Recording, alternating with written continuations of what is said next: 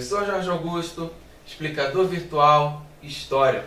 Vamos continuar então a nossa bateria de exercícios de revisão. Ainda falando da Mesopotâmia. Questão número 6. O Segundo Império Babilônico teve grande importância para o processo de consolidação política na região da Mesopotâmia. Por quê? Porque o Segundo Império vai contribuir aqui para a consolidação da política na Mesopotâmia. O que teve nesse Segundo Império que vai proporcionar esse desenvolvimento político também?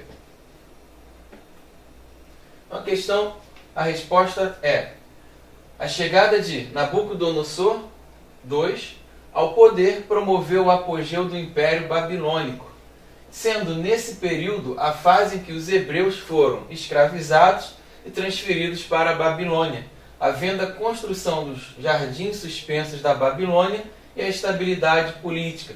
Então, graças a Nabucodonosor II, nós vamos ter o apogeu desse Império Babilônico, muito pela questão dele escravizar os hebreus. Então ele vai aumentar aqui a sua mão de obra, aumentando a mão de obra, aumenta também toda a produção dentro do Império, e ele também quer mostrar esse crescimento através da construção de jardins suspensos da Babilônia, que é uma maravilha aí do mundo. Então essa construção mostra que há uma centralização política, há um crescimento dentro desse Império Babilônico. Tanto é que a questão acaba dizendo que ocorre estabilidade política.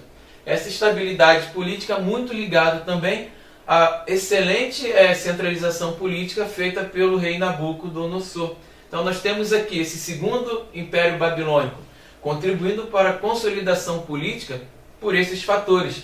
A questão de escravizar os hebreus aumentando a mão de obra e os jardins suspensos da Babilônia, que vai totalmente traduzir essa estabilidade política e também um crescimento econômico dentro desse Segundo Império. A questão número 7. No que se refere à religião da Mesopotâmia? A letra A vai falar que os mesopotâmicos eles eram politeístas e, a partir de Hammurabi, Marduk foi elevado à categoria de principal divindade. A letra B.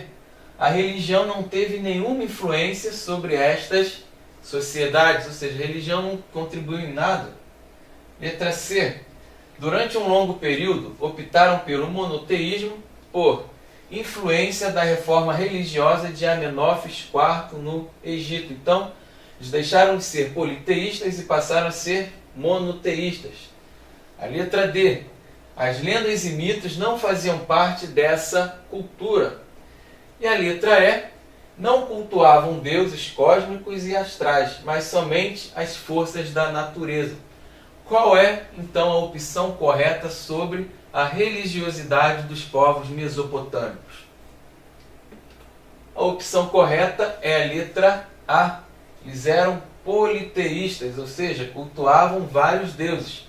Porém, a partir de Hammurabi, Marduk foi elevado à categoria de principal divindade. Uma coisa aqui, eles eram politeístas, mas Marduk era a principal divindade. Cultuava-se apenas um deus? Não. O Marduk era o principal deus. Porém, eles eram politeístas, cultuavam vários deuses. Fechamos então a questão número 7. Questão número 8. Qual era a diferença dos camponeses e como se desenvolvia o sistema de servidão na Mesopotâmia? Então, qual era essa principal diferença aqui dos camponeses e como vai se desenvolver a servidão dentro dessa civilização? Então aqui, os camponeses eram aqueles que trabalhavam nos campos. Cada família ela recebia um lote de terras e devia entregar ao templo uma parte da colheita como pagamento pelo uso útil da terra. Essa família recebia terra, produzia e uma parte da produção ela era passada para o templo como uma forma de pagamento, uma forma de imposto. As propriedades privadas eram cultivadas por assalariados ou arrendatários.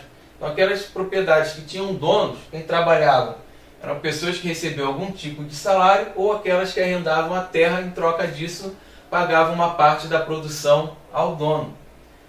O sistema de economia era o de servidão coletiva, onde as terras eram do Estado e o método de trabalho era coletivo.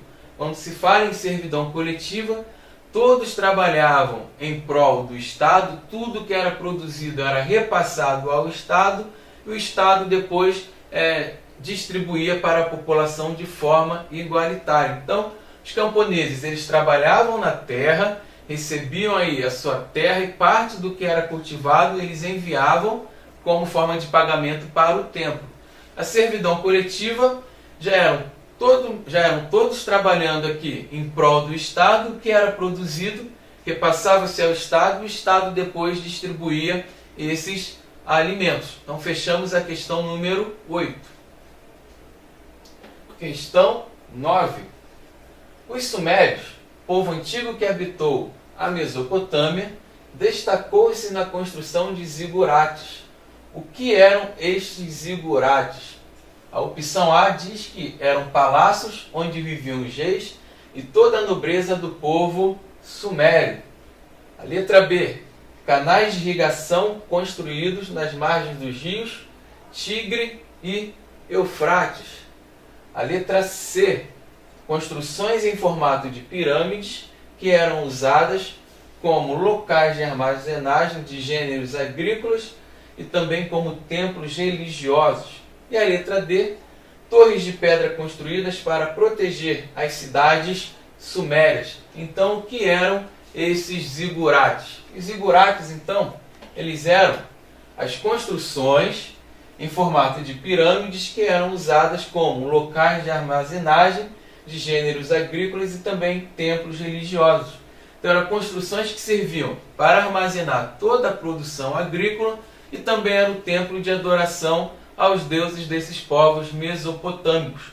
Então, os zigurates eles possuem duas funções: armazenar os alimentos e também ser o templo religioso desses povos.